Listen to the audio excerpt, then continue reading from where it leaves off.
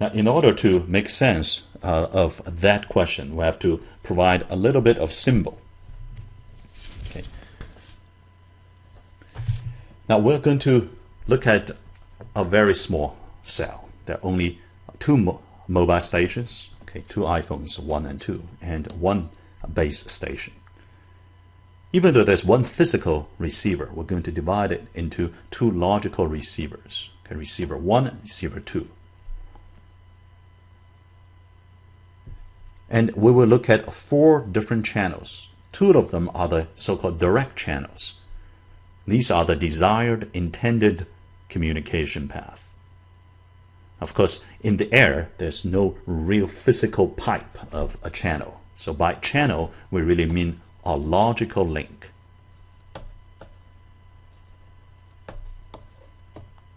Okay. What actually happens is just energy propagating in the electromagnetic field and being picked up by antenna.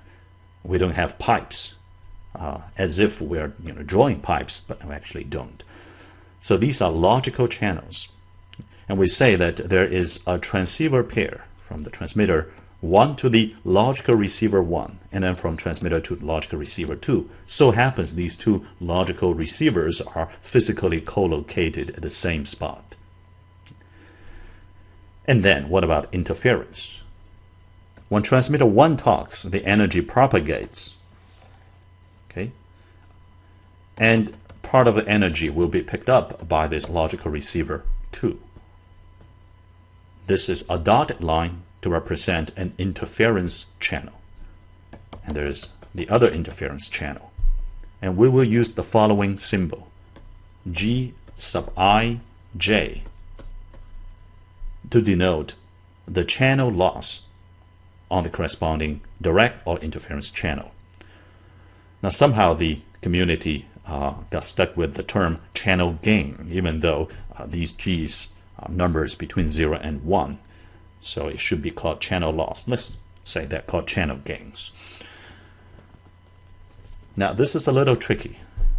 So we'll go a little slow here. It says Gij represents the channel gain from the transmitter of the logical transceiver pair J to the receiver of logical transceiver pair I. So we're going to use the terms user, transmitter receiver pair, or logical transceiver pair interchangeably. For example, G11 is the channel from the transmitter of logical pair 1 to the receiver of logical pair 1. You say, well, that's a good channel. Indeed, it is the direct channel for desired communication. And so is G22. So in general, Gii are the direct channels. But when J is not equal to I, for example, G21, that says this is from the transmitter of pair 1 over here to the receiver of pair 2.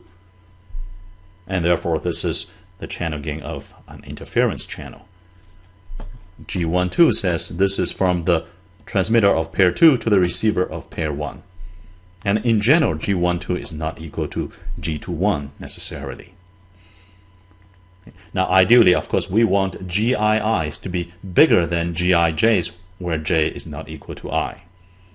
And indeed, with the help of those spreading codes, those ones and minus ones, we do have usually a GII that's bigger than GIJs. However, there could be many J's not equal to I.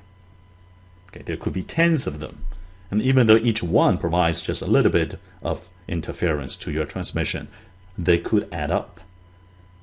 Okay, that is the cocktail party issue again.